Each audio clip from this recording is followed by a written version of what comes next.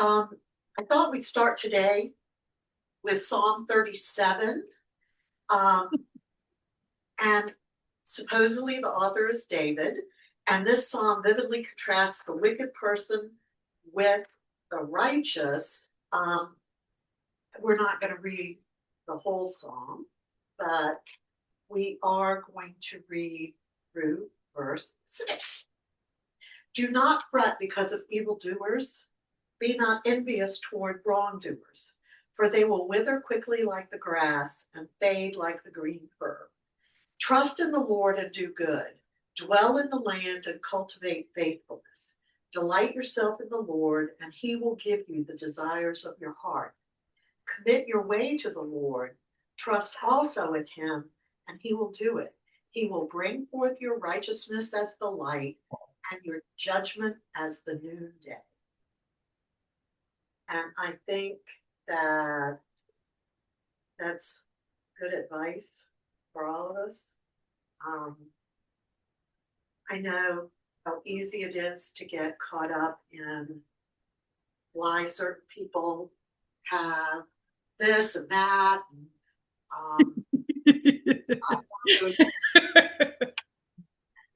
What are you laughing at, Nancy? Oh, nothing.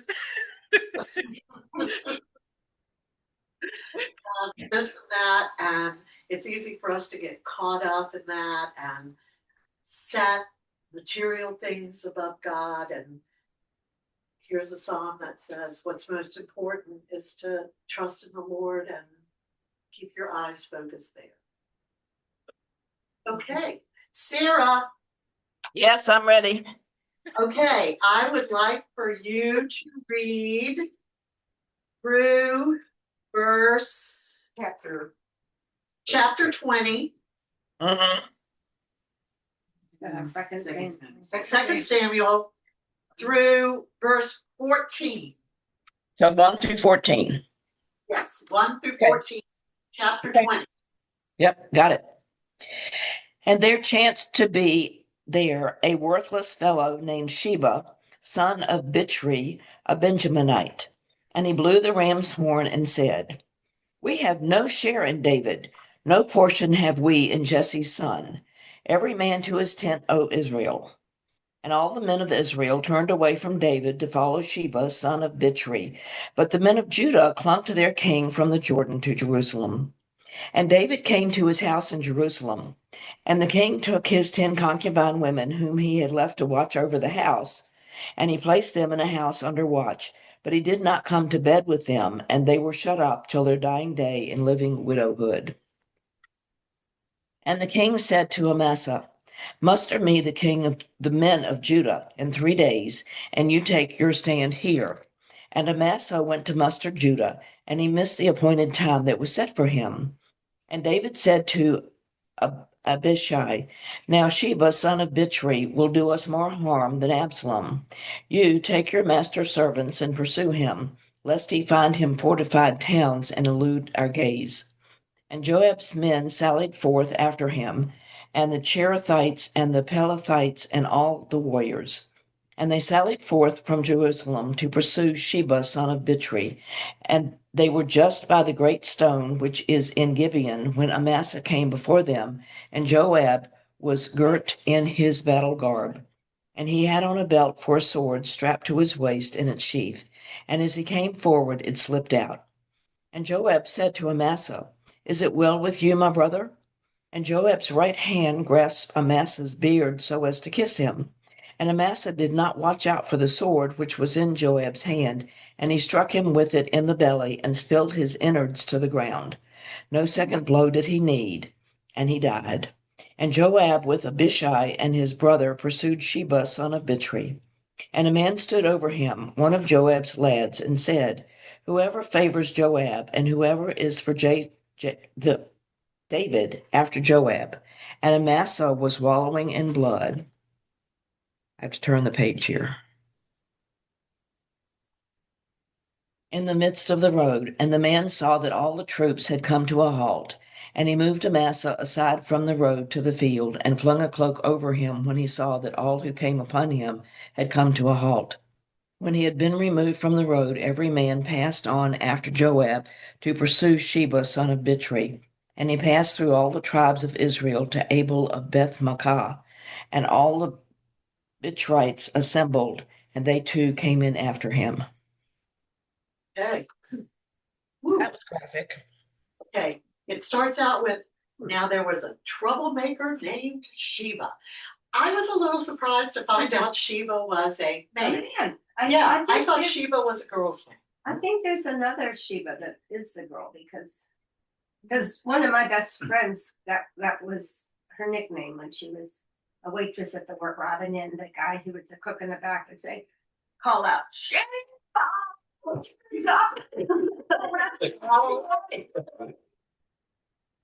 Was she a troublemaker? She was a piece of work. Okay. And I think that it was interesting that Sheba was from the tribe of Benjamin. And we've already talked about the tribe of Benjamin before in all of this. And he leads the way saying, we don't want any share of David, any share of Jesse's son. Israel, to your tents. In other words, Israel to war, Israel to rebellion, to your tents, meaning it was kind of like when the mafia used to say, we're going to go to the mattresses. And this is when they would leave their homes and they had these safe houses where that were just full wall-to-wall mattresses and they would wage war against the other families. Israel to your tents. So we're going to go to war against this. And so all the men of Israel deserted David, but the men of Judah stayed by their king from the Jordan to Jerusalem. Okay. Sheba based his rebellion on three things. We have no share in David. He denied the king's sovereignty, which in other words was denying the Lord's anointed. He says, you don't get to be the sovereign king. Well, the Lord had anointed him sovereign king. Even David wouldn't harm Saul because he was the Lord's anointed. Then the son of Jesse, you're just the son of Jesse. He's a nobody. So he devalued the king's identity. And Sheba was saying, this guy's a nobody. He doesn't come from a big family. Why are we following this nobody? He was a shepherd. And then every man to his tents. So Sheba's going, he's not my king. He comes from nobody. I'm rising up against him. Okay, so then if Sheba succeeded in drawing away the 10 northern tribes, so 12 tribes, David had Judah, 2 tribes. Israel was made up of 10 tribes, the 10 northern tribes. And now here we are again, another civil war. When you look at that map, Judah is the purple and Israel's the green.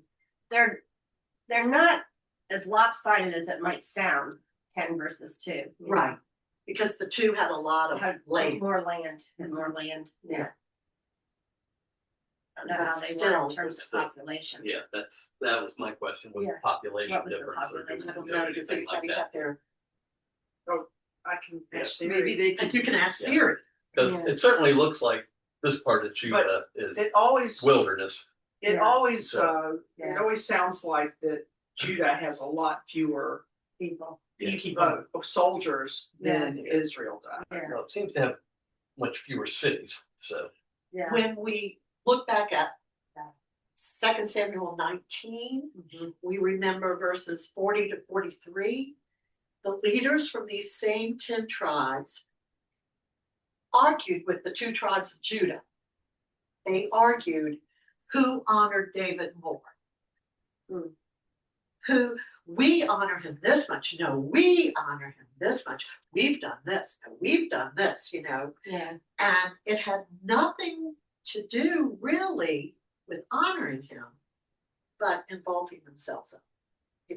We're the best because we've done all these things for him, not you know, we're doing this because he's the Lord's anointed and we want to honor God.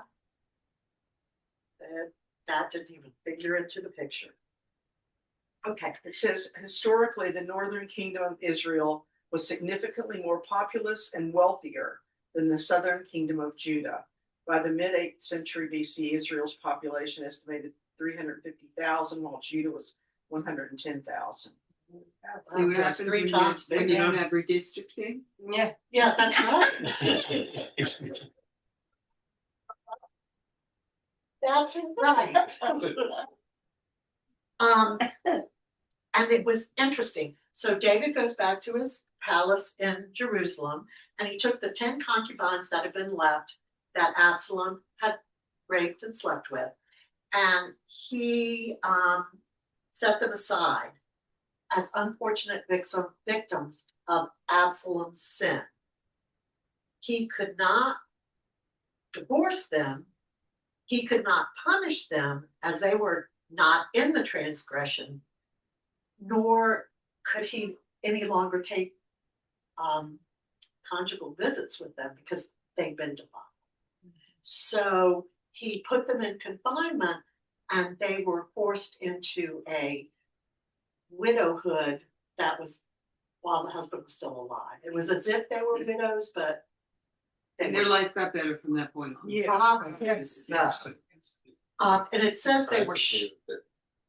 Can't divorce them. I didn't know they were married in the first place. Concubine. Yeah, I thought they were slaves or. I'm not sure. This is from one of the guys who said, one of the Can't set them scholars. free. Or Yeah, can't set them free or Yeah. whatever. Still responsible for Because taking care of them, I guess. in the time, to not have a man. Right, you were Yeah. just gone. Yeah, so he wasn't gonna put them out to starve and become, you know, women of the streets. Mhm. He put them in seclusion. He still took care of them, but he no longer had relations with them.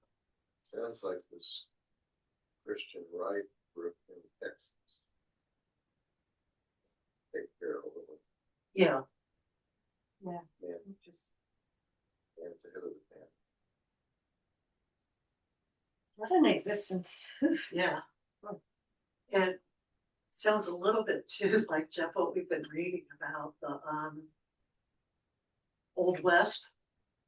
We're going out to Utah, and we've been reading these books about outlaws of the West and then women of the West. And there's this one family,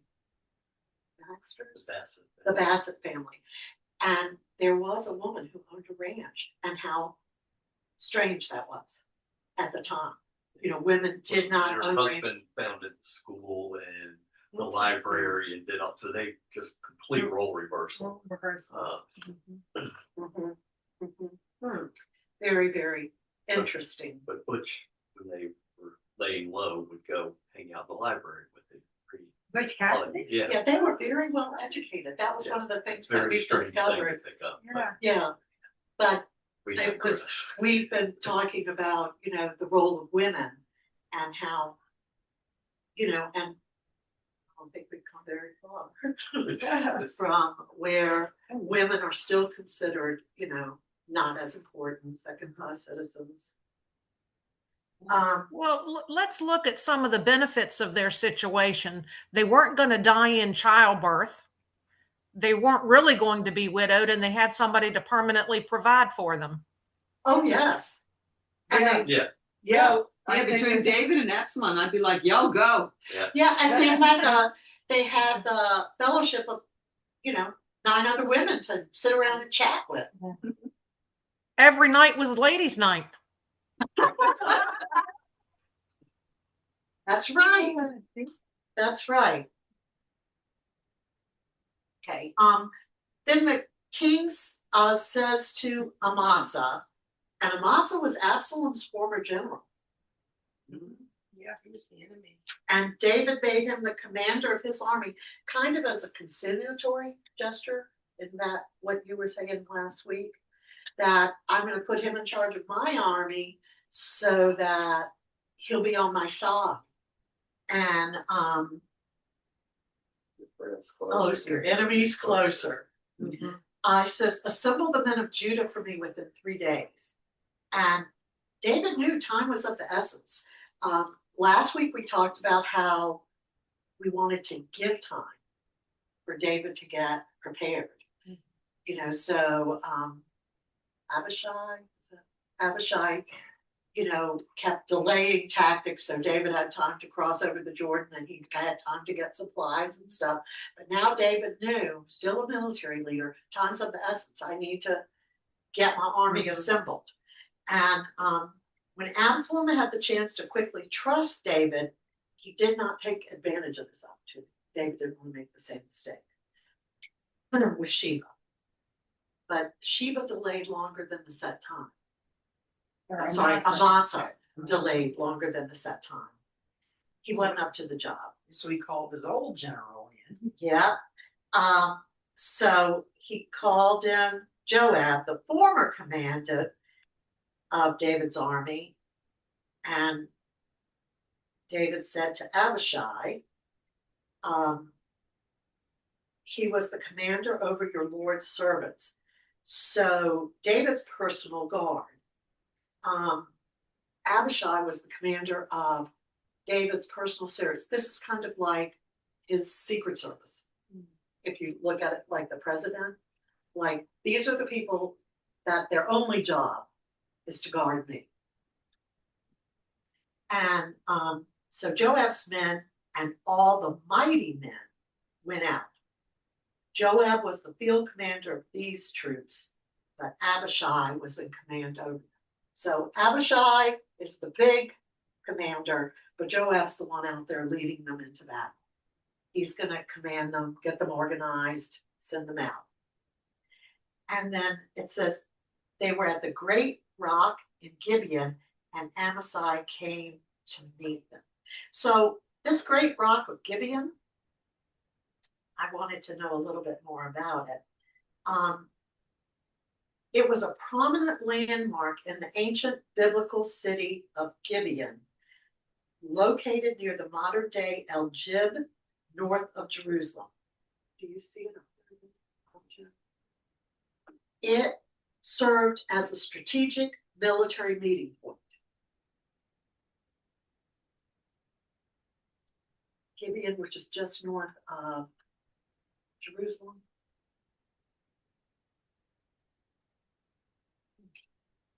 But there was a character named Gideon in the Bible too, right? I think it's Gideon. This is Gibeon. Oh, sorry. No, that's all right. I'm not seeing it, but it could be staring me in the face. That's all right. The biblical significance is that it's mentioned in 2 Samuel as the place where Joab treacherously slays Amasa. Its function, it served as a major landmark within the city of Gibeon, likely There. near. Is that Gibeah? Yeah. Gibeah. So, E-O-N. Yeah. oh, all right. Well, I got Gibeah. Okay. Got Jibo. They're both north of Jerusalem. Okay. But it's in that general area. yeah, it's getting up near the border. It's near the great pool or the high place where Solomon later sacrificed, used as his place of sacrifice. Some interpretations suggest it may have been an altar or a large rock formation that looked like an altar that was kind of like square looking, and that it could be used either as a meeting place, which is what they were doing here, or as a sacrificial worship place because it had looked like an altar. Okay, so they're going to meet there, and Joab walks up and grabs him by the beard. Now, I don't know if I would like to be grabbed by the beard if I were a guy, but it was a sign of welcome. Like you're close enough friends that, you know, you grab them and bring them in by the beard for a hug. And supposedly Joab had a sheep that was a little too big for his sword. And so it slid through and he caught it in his hand, but it looked like it had slid through. So there's nothing to worry about because he's coming unarmed and he's grabbed my beard. So we're approaching his friends and then he gets him. So it was very treacherous. In the belly again. Yeah, it was very treacherous. And his intestines spilled out on the ground. And without being stabbed again, Amasa died. And then Joab and his brother Abishai pursued Sheba.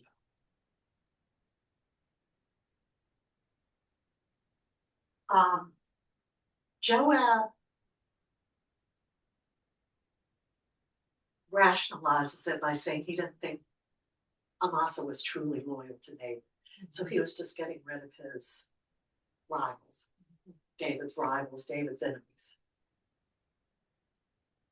And Amasa was dragging his feet, so Yes. possibly some truth to it. Yeah. So, Okay. Then one of Joab's men stood beside Amasa, dead on the ground, and said, "Whoever favors Joab and whoever is for David, let him follow Joab."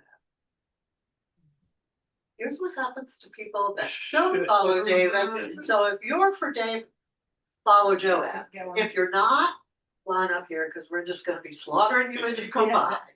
It was kind of a Retribution. no-win situation. Yeah. And it said that he went through all the tribes of Israel. Joab was able to find men loyal to David and all the tribes of Israel. Though Sheba was able to assemble an army against David, there were still many people loyal to David. Okay, so Joab goes through all of Amasa's army and says to him, if you're for David, follow Joab.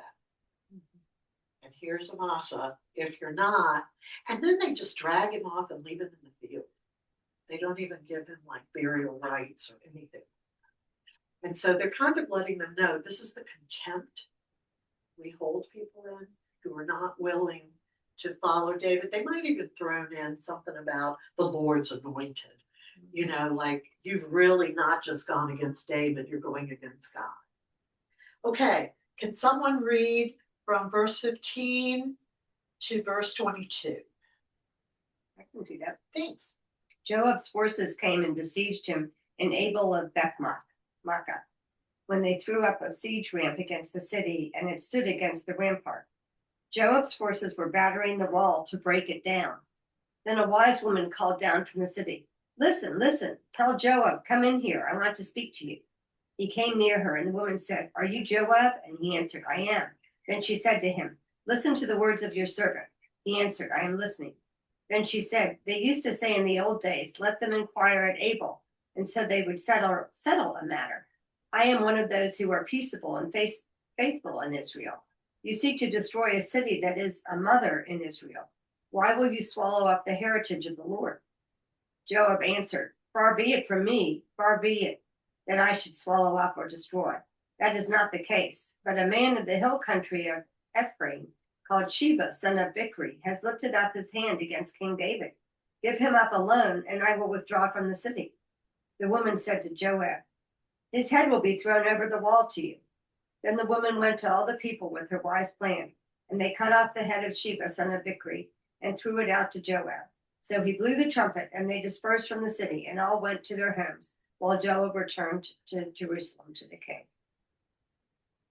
Okay, we got a wise woman again. This is the second time we've employed a wise woman who says, wait a minute. They've got the siege ramp, they're battering the wall, they're trying to bring it down. I'm sorry, all I could think of was Monty Python and throwing the cats with the catapult over and stuff. But and finally the wise woman yells out, "Bring me Joab. I would like to talk to him. I'm a wise woman, bring Joab, I want to talk to him." So Joab comes up and she goes, "Are you Joab?" And his answer is, "I am." It made me think of that's God's. I am. Like, was he a representative of God? Was this a reminder that David was the anointed one? On the right side. Yeah. And then he goes on to say, listen to what I have to say. I'm listening. He says, long ago they used to say, get your answer at Abel. And Abel was a city called Abel Beth Makkah. It was known as a sanctuary that people could go to and inquire of God in peace. So it was kind of like a neutral city where you could go to. So, and you would not be harmed. Interesting that it's called Abel. Yeah. Cain and Abel. Cain and Abel. Uh-huh. But the brother that gave to God what was rightfully God's. And so go to Abel and question God. It says people used to say, go to Abel and you'll get answers from God. And it talks about how siege warfare was a terrible ordeal for the citizens of the city. And the wise woman was smart enough to know she wanted to get a speedy end to this siege. Food was cut off. They oftentimes fouled the water, so then they didn't have water. They certainly couldn't. There was this constant fear that they were going to break through and everyone in there was going to be slaughtered. So it was just a very difficult time. Like being stuck in the Strait of Hormuz on a ship. Yeah. Exactly. The wise woman, she also refers to herself and possibly the city itself as a mother in Israel. The judge Deborah was also called a mother in Israel. So she's kind of invoking this past, this glorious past of Israel. And it talks about why do you want to swallow up the Lord's inheritance? And Joab agrees to call off the women off his siege if they'll throw the head of the traitor over the city wall. So he just wanted to, oh, did he? And she says, I'm gonna go Hand there. over this man. Yeah. He didn't say Say it. it. And so then Cut she the head says, off. I'll throw his head Yeah, over the city wall. She comes up with the idea of throwing his head over the wall. Joab was a practical man. He didn't really have anything against the city, just against Sheba. And if the people of the city helped him against Sheba, all the better. You know, now I've got people.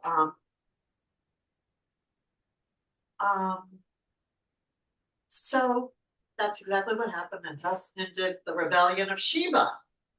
Yet the division between Judah and the other 11 tribes of Israel, the 10 tribes of Israel remained.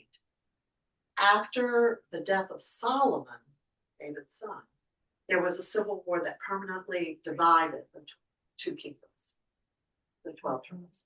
So up through Solomon, they tried to unite. After Solomon, there was a final civil war, and they just said, we're going to split 10 and 2. That's all there is to it. They were as polarized as we are today. Yeah. Well, and I think about, we've certainly got we had North and South Korea, North and South Vietnam. What do you want to say? North and South Carolina. They were all East and West Germany. Yeah, East and West Germany. North and South in the US during the Civil War. Yeah. Also, it's like the Pied Piper piping the rats out of Ireland or whatever, that this one guy, Sheba, and once they cut his head off, then, we're all for David now. Yeah. Now we're good. Yeah. Yeah. What were we thinking? Yeah. Yeah. That true in every revolution. I mean, Caesar, whatever, killed the leader. but they were not able to unite the kingdom after Caesar. The three ruled the kingdom, and finally that didn't work well either. But Israel split too. Yeah. Israel split. So interesting that they are Jewish, they're all about God, but then they all split. Like, Okay, I'm going to read the last verse. It says, Joab was over Israel's entire army. Benai, son of Jehoiada, was over the Kerethites and Pelethites. Adoniram was in charge of forced labor. Jehoshaphat, son of Aluhed, was recorder. Sheba was secretary. Zadok and Abiathar were priests. And Ira, the Jairite, was David's priest. Okay, so this is our new cabinet. Yes. So we've had the Civil War. We're reorganizing the government.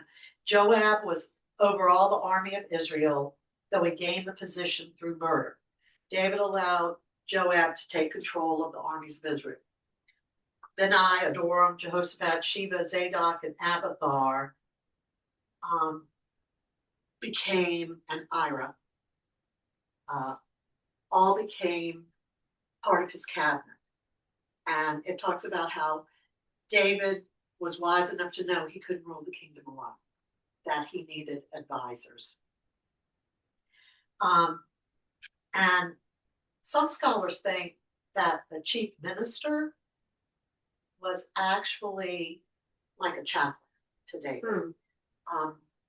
That was his role. Chief minister was that he advised David on spiritual matters. The others advised him on political. Like Billy Graham used to. Yeah, like Billy Graham used to do.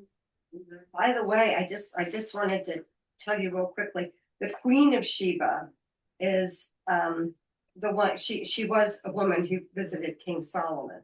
So Yes. that's where we get that notion of Sheba being a woman. The Queen of Sheba. Queen of Sheba. I looked up the same thing, and it comes from Kingdom of Saba, Saba. which Okay. is Arabic, I guess, for Sheba. Okay. All right, I need someone to read 2 Samuel 21, 1 through 7. Okay. Now there was a famine in the days of David for 3 years, year after year, and David inquired of the Lord. The Lord said, there is blood guilt on Saul and on his house, because he put the Gibeonites to death. So the king called the Gibeonites and spoke to them. Now the Gibeonites were not of the people of Israel, but of the remnant of the Amorites, although the people of Israel had sworn to spare them. Saul had tried to wipe them out in his zeal for the people of Israel and Judah. David said to the Gibeonites, what shall I do for you? How shall I make expiation that you may bless the heritage of the Lord? The Gibeonites said to him, it is not a matter of silver or gold between us and Saul or his house. Neither is it for us to put anyone to death in Israel. He said, what do you say that I should do for you? They said to the king, the man who consumed us and planned to destroy us, so that we should have no place in all the territory of Israel.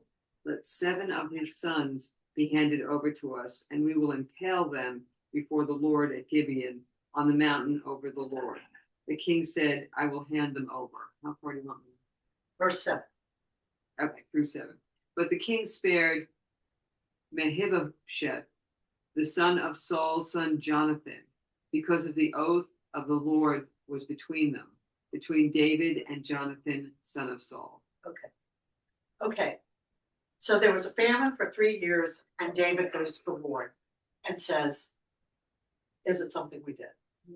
You know, I prayed and prayed and prayed. Did we do something to bring this on us? And it says it's on account of Saul and his bloodstained house. He put the Gibeonites to death. He knew it was especially wrong for Saul to attack and kill this tribe of people. In the days of Joshua, 400 years before David, Israel swore not to harm the Gibeonites, a neighboring tribe, and that story's in Joshua 9. God expected Israel to keep its promise, even though the Gibeonites tricked Israel into making the agreement. Saul's crime was not only in killing the Gibeonites, but also in breaking this ancient and important oath. And David knew, okay, they made a covenant with God, they broke the covenant. I got to set this straight. So he summons the Gibeonites and he says, what is it you want to make this straight between us? And they said, it's not our right to kill everybody in Israel or to ask for silver and gold. All we ask is for you to give us 7 descendants of Saul and let us impale them. Let us kill them, in other words. And Blood sacrifice. and he goes, I will do it. He instead of money, or an eye for an eye, let us kill the Israelites. They said, just let us do harm to Saul's family. And it says, though Saul made a wholesale slaughter of the Gibeonites, they did not ask for the same among the people. And David said, I will do this. And it says, the king spared Mephibosheth because he was the son of Jonathan. And he and Jonathan had that special relationship, even though he was the son of Saul also. Jonathan was the son of Saul. I can't send my best friend's son to death. So, And that Mephibosheth guy was the one that got dropped by the nurse yes. when he was a child and was crippled afterwards. Yeah. Boy, unless you're born Mephibosheth, you're in big trouble in this royal family. Yeah. Because this guy keeps getting spared over and over. Yes, he does. Yes. Ooh, and no one else. And it says that they actually hanged, they executed them by public hanging. And the method of death was important because it filled the promise of Deuteronomy 21:23. He who is hanged is accursed of God. See, mine says impale. That's what mine said. Yeah, same here. Mine does too, but they said that they literally hanged Maybe they hanged him and impaled them. Yeah. Okay. We need, yeah, they double killed us. All right, I need 8 through the end of the chapter. Finish up chapter 2. First 8 Through 14. through 22, I think, is the end of the chapter. I don't think Tuesday. Okay. All right, I'll take it. The king took the 2 sons of Rizpah, daughter of Elah, whom she bore to Saul, Armani and Mephibosheth. I thought he was spared. I was too. I think they got a typo in the Bible here. And 5 sons of Merab, daughter of Saul, whom she bore to Adriel, son of Barzillai, the Hittite. She gave them into the hands of the Gibeonites, and they impaled them on the mountain before the Lord. 7 of them perished together. They were put to death in the first days of harvest, as the beginning of the barley harvest. Then Rizpah, the daughter of Aiah, took sackcloth and spread it on the rock for herself, from the beginning of harvest until the rain fell on them from the heavens. She did not allow the birds of the air to come on the bodies by day, or the wild animals by night. When David was told what Rizpah's daughter of Aiah, the concubine of Saul, had done, David went and took the bones of Saul and the bones of his son Jonathan from the people of Jabesh Gilead, who had stolen them from the public square of Bethshan, where the Philistines had hung them up on the day the Philistines killed Saul on Gilboa. He brought up from there the bones of Saul and the bones of his son Jonathan, and they gathered the bones of those who had been impaled. They buried the bones of Saul and his son Jonathan in the land of Benjamin and Zelah, in the tomb of his father Kish. They did all that the king commanded. After that, God heeded supplications for the land. The Philistines went to war again with Israel, and David went down together with his servants. They fought against the Philistines, and David grew weary. Ishbi-Benob, one of the descendants of the giants whose spear weighed 300 shekels of bronze and who was fitted out with new weapons, said he would kill David. But Abishai, son of Zeruiah, came to his aid and attacked the Philistine and killed him. And David's men swore to him, "You shall not go out with us to battle any longer, so that you do not quench the lamp of Israel." After this, a battle took place with the Philistines at Gob. Then Sibbecai the Hushnakkite killed Soph, who was one of the descendants of the giants. Then there was another battle with the Philistines at Gob, and Elihan, son of Jair Origin, the Bethlehemite, killed Goliath the Gittite, the shaft of whose spear was like a weaver's beam. There was again war at Gath, where there was a man of great size who had 6 fingers on each hand and 6 toes on each foot, 24 in number. He too was descended from the giants. When he taunted Israel, Jonathan, son of David's brother Shemaiah, killed him. These 4 were descended from the giants in Gath, and they fell by the hands of David and his servants. Okay, so again, the giants in Gath, this is where Goliath was from. Okay, so let's go back. The bodies hung until the rains came. So in other words, appeasement had been made. The famine's gone. I kind of feel like this is just old civilizations, what we would call their belief that you have to make a sacrifice to get the harvest. And they're just I don't think probably has as much, I mean, I'm just, musing here, but I think in most ancient civilizations, you can think of the Aztecs and the Incas, they used to sacrifice people to ensure a good harvest. And I think that's basically what's happening here. Exactly. Shirley Jackson wrote about it in The Lottery.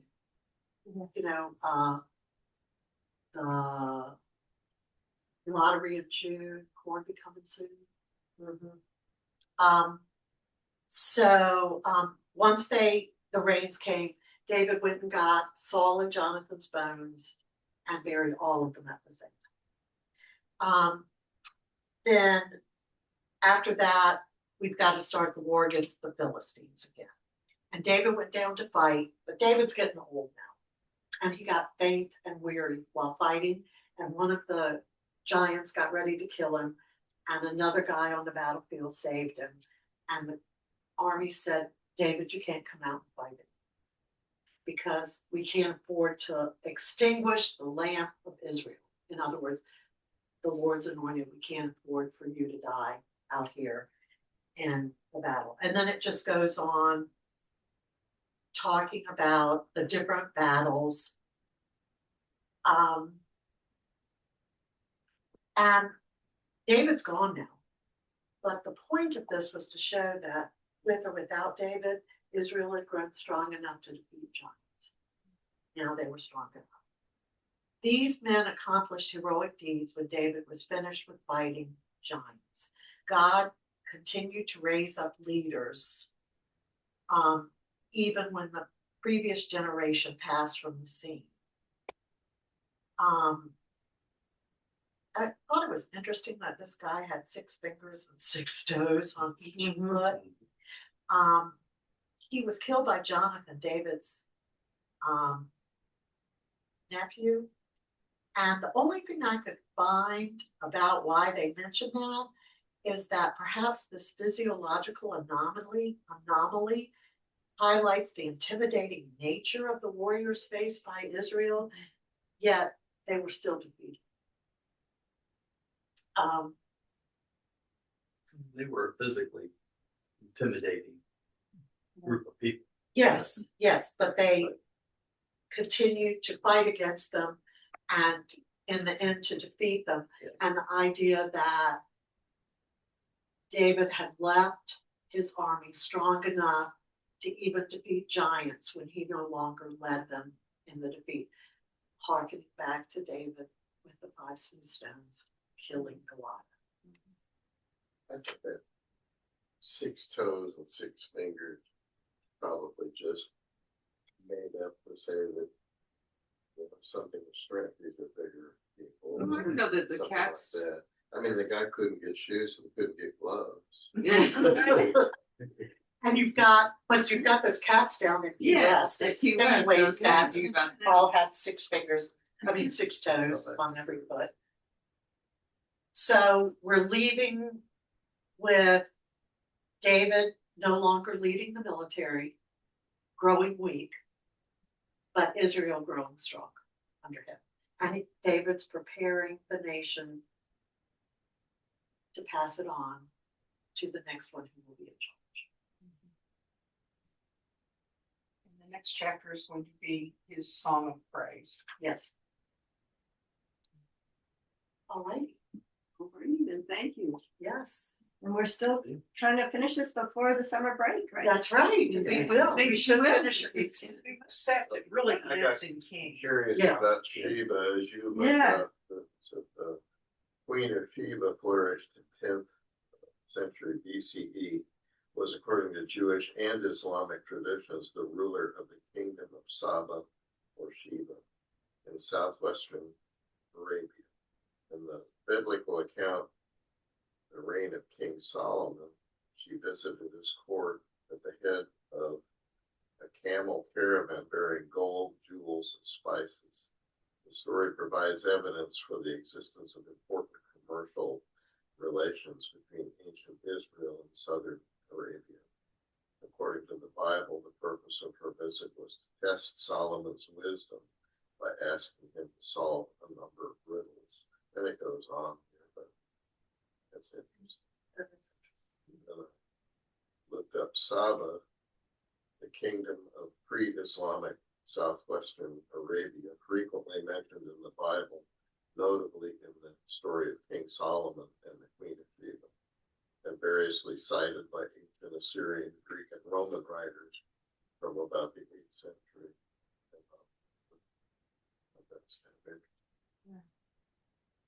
And that's why we all talk to this woman, because Yeah. we're Because of the Queen. harkening back to the Queen of Sheba.